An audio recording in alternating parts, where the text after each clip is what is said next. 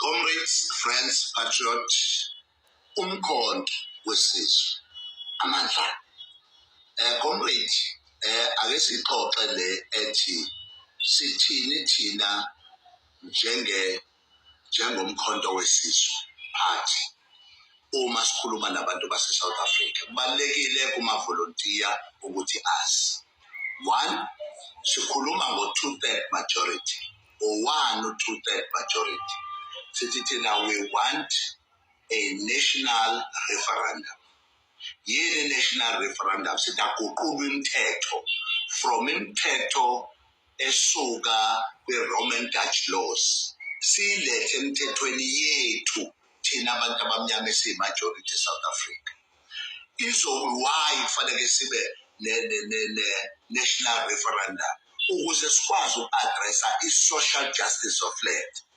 I-social justice of land is whereby umhlaba sithola ukulungiswa thina abantu abamnyama ama-indigenous emhlabeni wethu, sithole umhlaba wethu back ngamakhosi njengoba esho umsholozi, njengoba sisho njengenhlangano ukuthi kubalekile lokho. Yini mase siwutholile umhlaba uzosisiza ngani na? So with social justice of land sizokwazi ukuthi mawususemakhosini sithole i-economic freedom.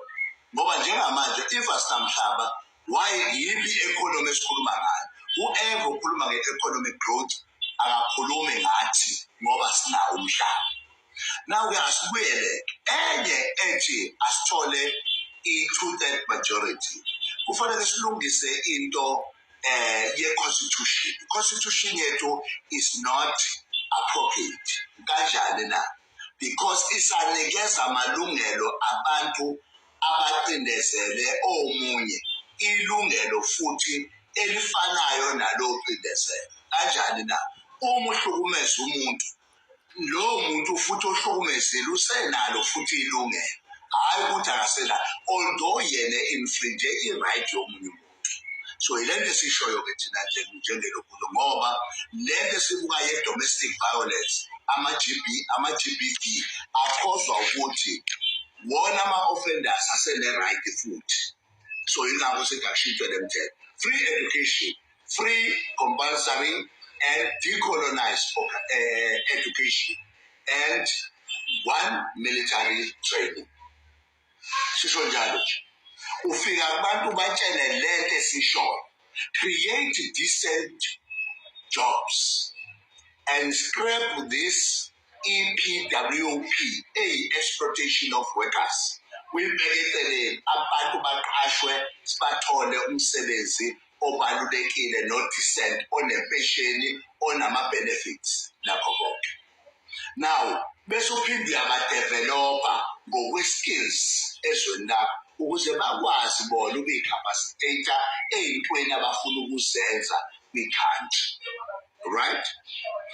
Now bese sizothi-ke lapha thina-ke sifuna futhi ukuthi ezo esikhome khona ehluleka kune-load shedding, kunocimicimi everywhere, but thina we support i-nuclear energy. Njenge-MK sidakuyi-nuclear energy ezokwazi uku-accommodate abantu, iphinde ibalide, iphinde lead population esinayo eSouth Africa close to plus minus 60 million. La into esisho. Bese sithini-ke futhi sifuna ukubuilda sikwazi uku-addressa i-water crisis. Kufanele sibuilde new dams for universal access to water. Esokwazi ukuthi abantu bakithi amanzi ayi-priority kufanele babe nawo lakithi or not. Asambele-ke ma-volunteer. Siye ebantwini siyobatshela ukuthi i-NKT ngoba lento uyokungakwazi ukuchazela abantu asizukuthola u-2/3 majority. Abantu bethi asikaze size siye kwi-manifesto ekubeni umsholozi everyday usinikeza i-manifesto.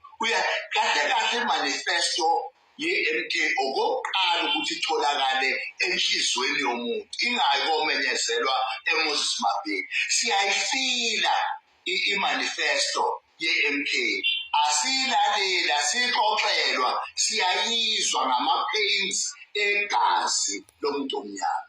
Mandla, thatha MK, thatha.